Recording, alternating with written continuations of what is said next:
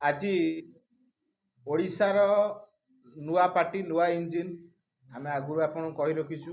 ଓଡ଼ିଶା ରାଜନୀତିରେ ଜବରଦସ୍ତ ଏଣ୍ଟ୍ରି ନିଜର କାମକୁ ନେଇ କରିଥିବା ପାର୍ଟି ଏନପିପି। ଆଜି ଓଡ଼ିଶାରେ ଆମେ ଆମର ରାଜ୍ୟ କାର୍ଯ୍ୟାଳୟ ଆଜି ଉଦ୍ଘାଟନ କରିଛୁ। ଏ ରାଜ୍ୟ କାର୍ଯ୍ୟାଳୟ ଉଦ୍ଘାଟନରେ ମୋ ସହିତ ଅଛନ୍ତି ଆମର ରାଜ୍ୟ ସଂଗଠନ ସଚିବ ଓ ବାମ ପାର୍ଶ୍ୱରେ ଅରୁଣ କୁମାର ମହାପାତ୍ର ମହୋଦୟ ଅଛନ୍ତି, ଆମର ଯୁବ ସଭାପତି, ମହିଳା ସଭାପତି, ଭୁବନେଶ୍ୱର ସଭାପତି, ଆମର ଖୋର୍ଦ୍ଧା ଜିଲ୍ଲା ସଭାପତି, ମହିଳା କମିଟି, ଯୁବ କମିଟି ଏବଂ କେନ୍ଦ୍ରାପଡ଼ା ଜିଲ୍ଲାର ସାଥୀମାନେ ଜିଲ୍ଲା ସଭାପତି।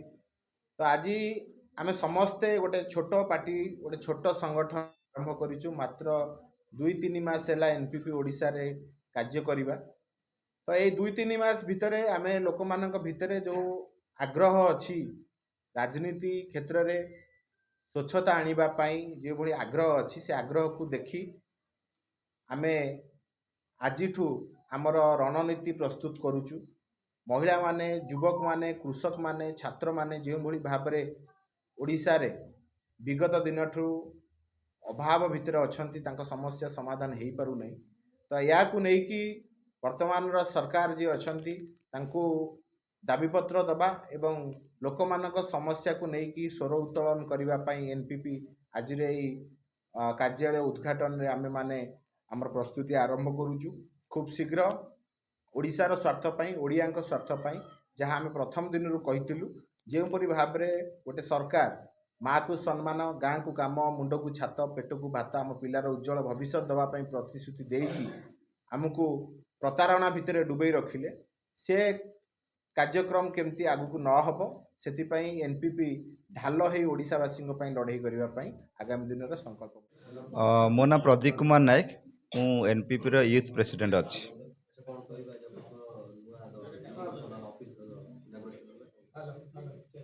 ଦେଖନ୍ତୁ, ଆମର ଏନପିପି ଆସିବାର ବର୍ତ୍ତମାନ 3 ମାସ ହେଲା, 3 ମାସ ପ୍ଲସ୍ ହେଲା।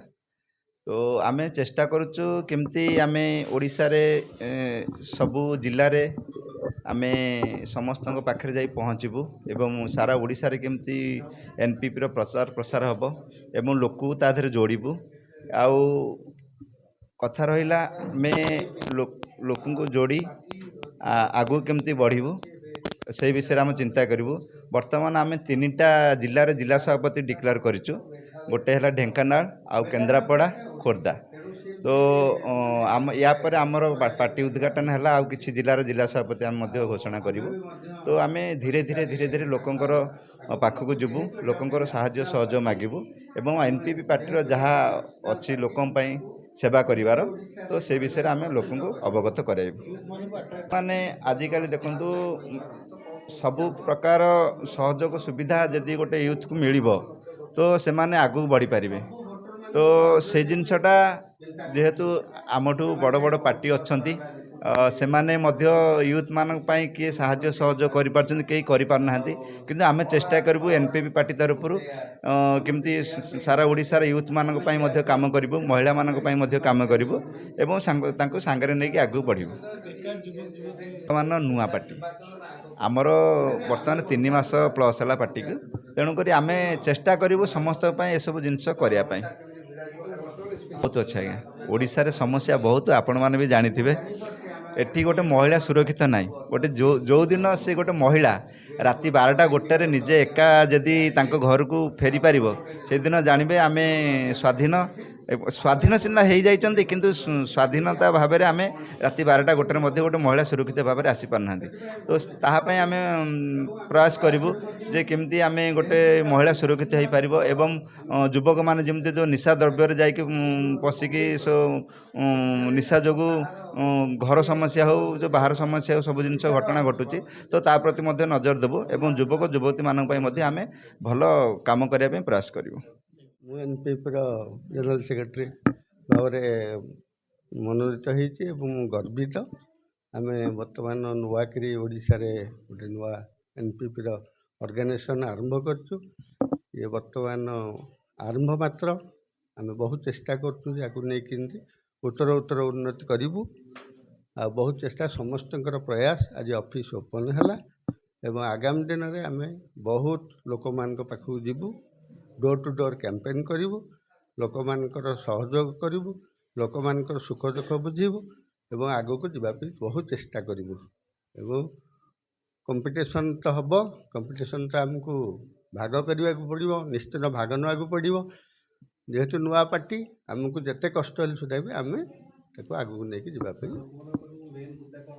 ମୁଦ୍ଦା ତ ବହୁତ ପ୍ରକାର ମୁଦ୍ଦା ଅଛି, କିନ୍ତୁ ସବୁ ରାଜନୈତିକ ଦଳ ତ ମୁଦ୍ଦା ନେଇକି ଯାଉଛନ୍ତି, କିନ୍ତୁ କାମ କିଏ କରିପାରୁଛି ସେଇଟା ହେଉଛି ମେନ୍ କଥା। କାମ କ'ଣ ହେଉଛି, ବହୁତ ପ୍ରକାର ସମସ୍ୟା ଅଛି ଓଡ଼ିଶାରେ, ବହୁତ ପ୍ରକାର ସମସ୍ୟା ଅଛି, ସମାଧାନର ବାଟ ଖୋଜିବା ଦରକାର। ମୁଦ୍ଦା ନେଲେ କିଛି ହେବନି, ମୁଦ୍ଦା ବହୁତ ପ୍ରକାର ଅଛି। ତେଣୁ ଓଡ଼ିଶାକୁ କେମିତି ଆଗକୁ ନେବା, କେମିତି ଘରେ ଘରେ ପରିଚିତ ହେବା, ଲୋକମାନଙ୍କର କେମିତି ସହଯୋଗ କରିବା, ଲୋକମାନଙ୍କୁ କେମିତି ସାହାଯ୍ୟ କରିବା, ସେପାଇଁ ଆମେ ନେବୁ, ଦୃଢ଼ ପଦକ୍ଷେପ ନେବୁ। ସବୁ ଜାଗାରେ କାମ ଦିଏ ନାହିଁ, ସହଯୋଗ କାମ ଦିଏ। ଅର୍ଥ ତ ମନୁଷ୍ୟର ନିହାତି ଦରକାର, ନହେଲେ ତ ଅର୍ଗାନାଇଜେସନ୍ ଚାଲିବନି। ଆମେ ଚେଷ୍ଟା କରିବୁ କେଉଁଠି କେମିତି କରି ଅଳ୍ପ ଅଳ୍ପ କରିକି ଆମେ ଆରମ୍ଭ କରିବା ପାଇଁ ଚେଷ୍ଟା କରିବୁ। ଅର୍ଥ ବାଧକ ଆମକୁ ଦେବ ନାହିଁ। ବହୁତ ଲୋକ ଆସିଲେଣି, ତଥାପି ଆପଣମାନେ ତ ଗ୍ୟାଦରିଂ ଦେଖୁଛନ୍ତି। ନୂଆ ଦଳ, ଧୀରେ ଧୀରେ ଆମେ ବର୍ତ୍ତମାନ ସଭ୍ୟ ସଂଗ୍ରହ କରିବା ଆରମ୍ଭ କରିବୁ ଏବଂ ଆଗକୁ ନେବୁ ଦଳ। ପଞ୍ଚାୟତ ଇଲେକ୍ସନରେ ଆମେ ପୁରା ଭାଗ ନେବା ପାଇଁ ଚେଷ୍ଟା କରୁ। ମୁଁ ଏନପିପିରେ ମହିଳା ସଭାପତି ଅଛି।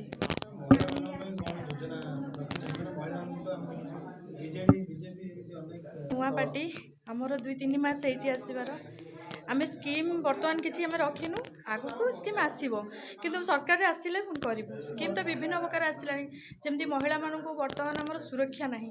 ମହିଳା ହାଣ୍ଡିଶାଳରୁ ନେଇକି ଏରୋପ୍ଲେନ୍ରୁ ନେଇକି ଟ୍ରେନ୍ ଚଲାଠୁ ସବୁ କଲେଣି, କିନ୍ତୁ ସୁରକ୍ଷା ତାଙ୍କୁ ମିଳୁନାହିଁ।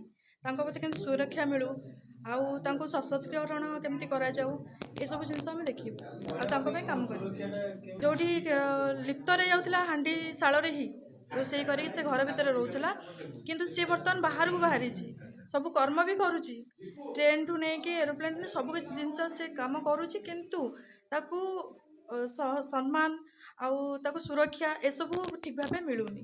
ସେଠି ଜିଲ୍ଲା ସଭାପତି ଏନପିପି, କେନ୍ଦ୍ରାପଡ଼ା ଜିଲ୍ଲା ସଭାପତି ଏନପିପି, ନିଶ୍ଚିତ ଗୋଟେ ଖୁସିର କଥା ଏବଂ ଏହାର ଆବଶ୍ୟକ ଥିଲା। ଯେହେତୁ ଏଇ 2025 ରିସେଣ୍ଟରେ 2-3 ମାସ ହେବ ଓଡ଼ିଶାରେ ଏନପିପି ଆସିଲା, ତେଣୁ ଗୋଟେ ନିଶ୍ଚିତ ରାଜ୍ୟ କାର୍ଯ୍ୟାଳୟର ଗୋଟେ ଆବଶ୍ୟକତା ଥିଲା ଏବଂ ଯାହା ହେଉଛି ଆଜି ଆମ ପରିଶ୍ରମ ଫଳରେ ଗୋଟେ ରାଜ୍ୟରେ ଭୁବନେଶ୍ୱର ଉପରେ ଗୋଟେ କାର୍ଯ୍ୟାଳୟ ଉଦ୍ଘାଟନ ହେଲା, ଯାହାଦ୍ୱାରା ସମର୍ଥକମାନେ ଏବଂ ବହୁ ଜିଲ୍ଲା ସଭାପତିମାନେ ଏବଂ କର୍ମୀମାନେ ଉପକୃତ ହେବେ। ଯାହାଦ୍ୱାରା ଗୋଟେ କମ୍ୟୁନିକେସନ୍ ଇଏ ବି ରହିପାରିବ। ଗୋଟେ ଆବଶ୍ୟକ କାର୍ଯ୍ୟାଳୟ ଯେଉଁଟା ଆଜି ବି ହେଇଛି କାର୍ଯ୍ୟାଳୟ ଉଦ୍ଘାଟନ। ନାଇଁ, ରାଜନୈତିକ ଦଳ ତ ବହୁତ, କିନ୍ତୁ ଲୋକ ସଂଖ୍ୟା ବି ସେୟା 4.5 କୋଟି ଓଡ଼ିଆ ହେଲେଣି। ଯଦି ସବୁଯାକ ଦଳ ଫୁଲଫିଲ୍ କରି ପକାନ୍ତା ତାହେଲେ ଦଳ କାହିଁ ଆବଶ୍ୟକ ଥାନ୍ତା। ତେଣୁ ଲୋକ ସୁବିଧା ପାଉନାହାନ୍ତି, ତେଣୁ ରାଜନୈତିକ ଦଳର ଆବଶ୍ୟକତା ଅଛି। ନୂଆ ଇନଫ୍ରାଷ୍ଟ୍ରକ୍ଚର ଦରକାର, ତା'ର ନୂଆ ଯୋଜନା ଦରକାର, ଯେଉଁଟା ଲୋକମାନଙ୍କ ପାଖରେ ପହଞ୍ଚିବ। ନିର୍ଦ୍ଦିଷ୍ଟ ଲକ୍ଷ୍ୟ ହେଉଛି ଆମେ ଯେଉଁଟା ଆପଣମାନେ ପଚାରୁଥିଲେ, ନିଶ୍ଚିତ ନାରୀମାନଙ୍କର, ମହିଳାମାନଙ୍କର ସୁରକ୍ଷା, ତାଙ୍କ ରୋଜଗାର, ଶିକ୍ଷା ଏବଂ ଯୁବ ସମାଜମାନଙ୍କର ରୋଜଗାର, ଶିକ୍ଷା ଏବଂ ଓଡ଼ିଶାର ଉନ୍ନତି ପାଇଁ ଏନପିପି ଲକ୍ଷ୍ୟ ରଖିଛି, ଯେଉଁଟା ସେ ଆଗାମୀ ଦିନରେ କରିବ। ଏବଂ ଯେହେତୁ ଏବେ ରିସେଣ୍ଟ ଓଡ଼ିଶାକୁ ସେ ଆସିଲା, ସଭ୍ୟ ପଦ ଗ୍ରହଣ ଆରମ୍ଭ ହେଉଛି, ନିଶ୍ଚିତ ଏଇସବୁ ଯୁବବର୍ଗ ହେଉ, ମହିଳା ହେଉ, ଶିକ୍ଷା, ରୋଜଗାର, ତା ଉପରେ ନିଶ୍ଚିତ କାର୍ଯ୍ୟକାରୀ କରିବ। ଭୁବନେଶ୍ୱର ସଭାପତି ମୋର ଅଛି, ଆଉ ଆମର ଆଜିକି ପ୍ରାୟ 2-3 ମାସ ହେଲା ଏନପିପି ଆସିକି ଯୋଗଦାନ କରୁଛୁ। ଆଉ ବର୍ତ୍ତମାନ ଏଇ ନୂଆ ସଂସ୍ଥା ଆଉ ନୂଆ ସଂଗଠନ ଆଗକୁ କେମିତି ବଢ଼ିବୁ, ସମସ୍ତଙ୍କ ଭାଇକି ଏକ କରିବୁ, ଏହା ଆମର ଲକ୍ଷ୍ୟ।